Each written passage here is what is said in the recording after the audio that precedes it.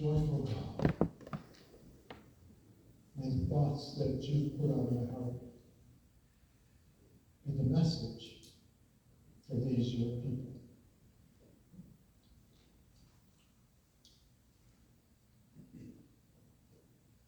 Today I want to celebrate the gift of music. After all, what would Christmas be without music? Angels didn't sing the night Christ was born in Luke chapter 2.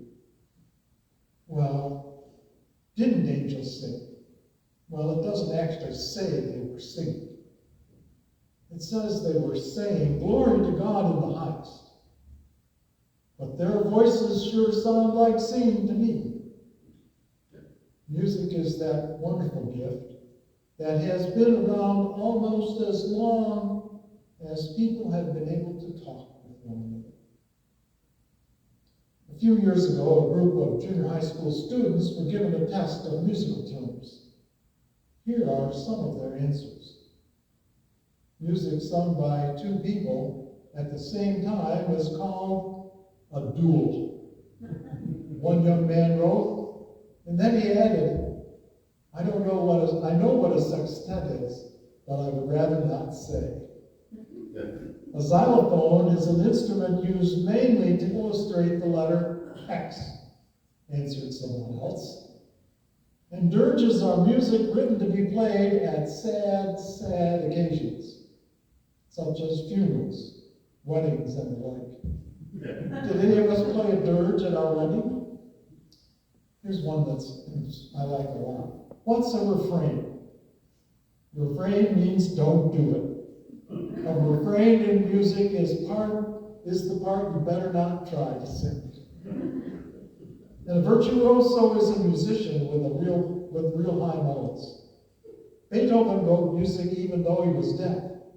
He was so deaf he wrote loud music. Beethoven expired in 1827 and later died from this. Handel was half German, half Italian, and half English. He was rather large. So how would you have done on this test? Do you think you have some better answers than those junior high kids did?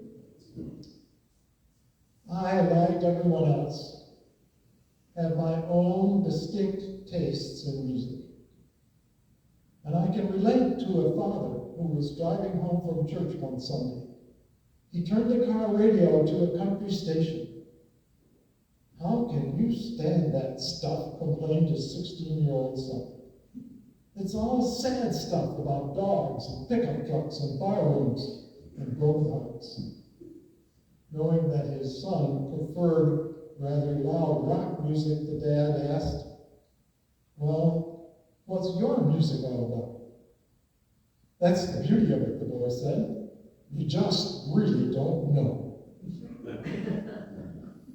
Frederick Nietzsche said, "Without music, life would be a mistake." And he was right. The combinations of tones and rhythms have entertained, inspired, and motivated people all around the world for the millennium. In our Old Testament lesson from Zephaniah this morning begins this way. "Sing aloud, O daughter of Zion. Shout, O Israel.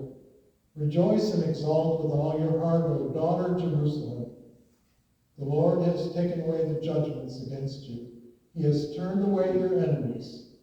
The King of Israel, the Lord, is in your midst. You shall fear disaster no more."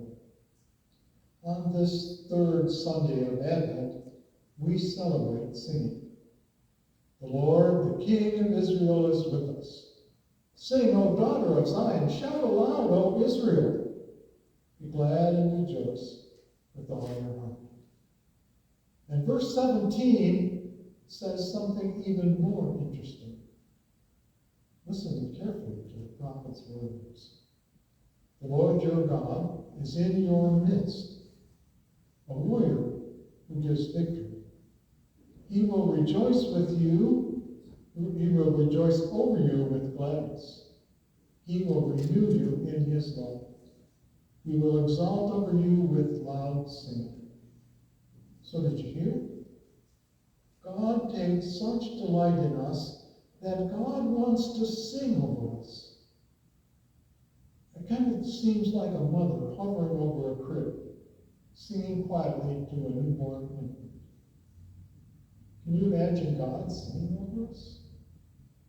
I can hear God singing. God's singing begins with love.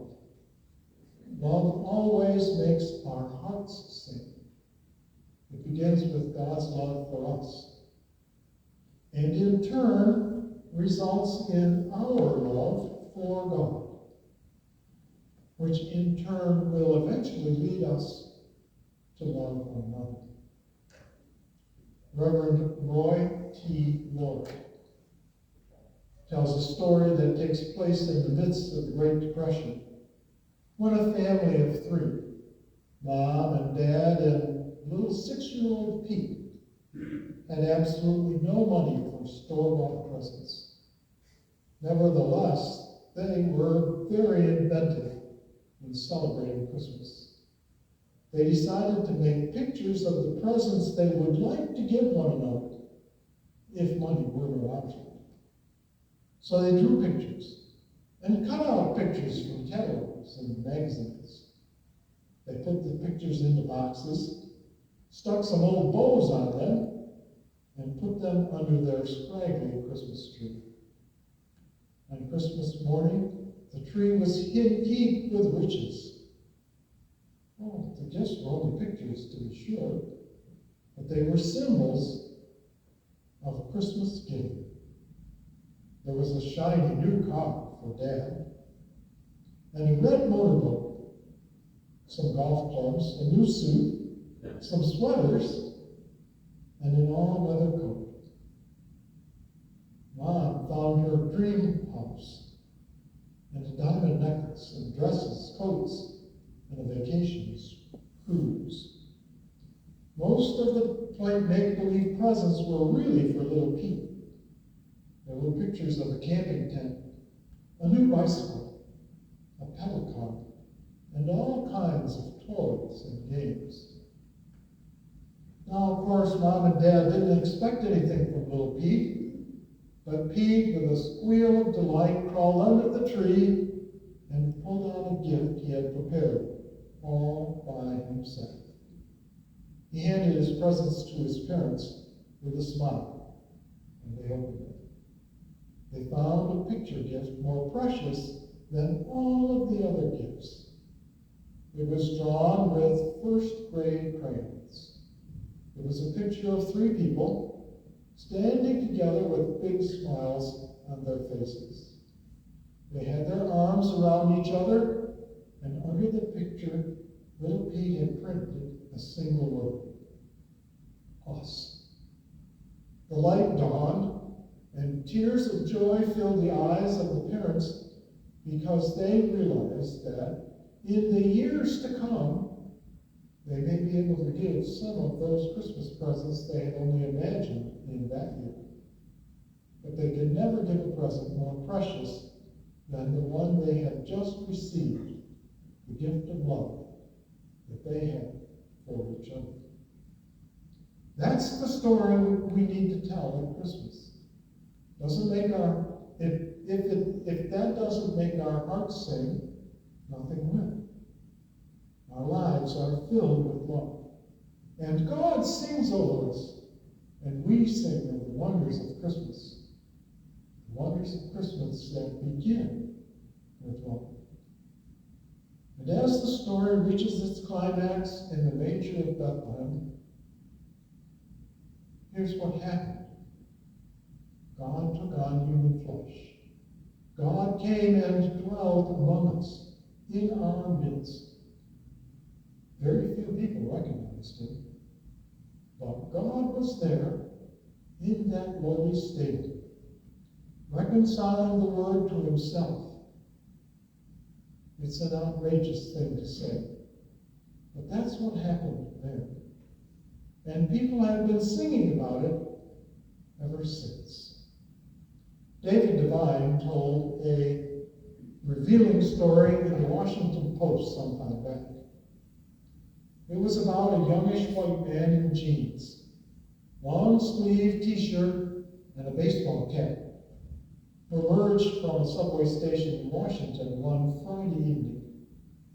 He positioned himself against the wall beside a trash basket, and from a small case, the man removed a violin. Placing the open case at his feet, he threw in a few dollars and some pocket change as seed money. Then he swiveled his case to face the people who passed by and began to play. In the next 43 minutes, as the violinist performed 6 great classical pieces, 1,097 people passed by. Almost all of them went on their way to work in mid-level government jobs.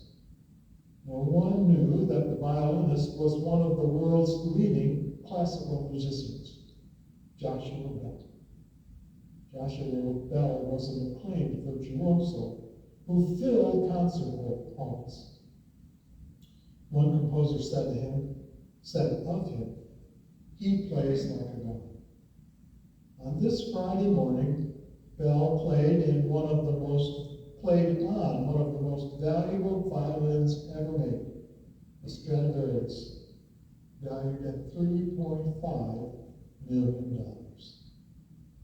The train station provided good acoustics for his performance, and his beautiful music filled the morning air. A reporter stood observing and recording the event. In the first 3 minutes, 63 people walked past without seeming to notice the virtuoso or his music. Then a man stopped, looked, and quickly walked on. During the next 45 minutes Joshua Bell played, 7 people stopped to listen for at least a minute. 27 people gave money. Usually in a concert, Bell would get $1,000 per minute. This day in total, he received $32.17. At the end of each piece, there was no applause, just silent indifference. The master musician was ignored. People walked past musical glory without giving it a second glance, except for 2 people. A postal worker named John, described as a smallish man with a baldish head. John had learned the violin as a youth. He recognized the quality of Joshua Bell's performance and stood enjoying it from the distance. And then there was a demographer named Stacy. Stacy had seen Bell in concert 3 weeks before. She recognized him. And here he was, the international virtuoso, sawing away, begging for money. She had no idea what was going on, but whatever it was, she wasn't going to miss it. Stacy positioned herself 3 yards away from Bell, front row, center. And here he was. She had no idea what was going on, but she wasn't going to miss it. She had a huge grin on her face. The grin, and Stacy remained planted in that spot until the very end of Joshua Bell's performance. Then she told the reporter, "It was the most astonishing thing I've ever seen in Washington, D.C. Joshua Bell was standing there playing in rush hour, and people were not stopping. They weren't even looking. And some were flipping quarters at him. Quarters. And I was thinking, oh my gosh, what kind of a city do I live in that this could happen? One of the world's greatest musicians playing on the street for coins. Only a few people recognized him. That's a familiar story, isn't it?